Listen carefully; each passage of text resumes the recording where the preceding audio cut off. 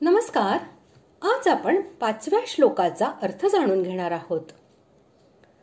परमश्रद्धाळू आणि परमप्रेमी अर्जुनाने अशा प्रकारे प्रार्थना केल्यावर 3 श्लोकांमध्ये भगवंत आपल्या विश्वरूपाचे वर्णन करीत ते पाहण्याची अर्जुनाला आज्ञा देत आहेत. श्लोक 5. श्री भगवानुवाच पश्य मे पार्थरूपाणि शतशोऽथ सहस्रशः नानाविधानि दिव्यानि नानावर्णाकृतीनि च.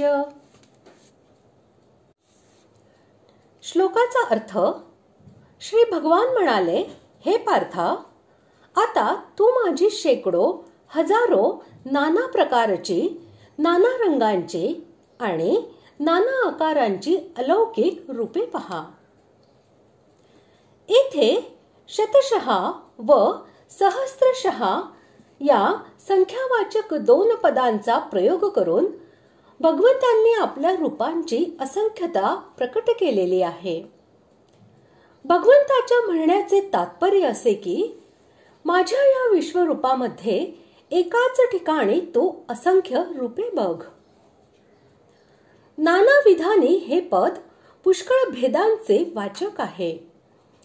याचा प्रयोग करून भगवंतांनी विश्वरूपात दिसणाऱ्या रूपांच्या जातीगत भेदांची अनेकता प्रकट केलेली आहे. अर्थात देव, मनुष्य व तिर्यक इत्यादी चराचर जीवांचे नाना भेद आपल्यामध्ये पाहण्यास सांगितले आहेत. वर्ण हा शब्द लाल, पिवळा, काळा इत्यादी विभिन्न रंगांचा आणि आकृती हा शब्द अवयवांच्या स्वरूपाचा वाचक आहे. ज्या रूपांचे वर्ण आणि त्यांचे अवयव यांचे स्वरूप पृथक पृथक असते आणि अनेक प्रकारचे असते त्यांना नाना वर्णाकृती असे म्हणतात. त्यासाठी नाना वर्णाकृतीने याचा प्रयोग झालेला आहे.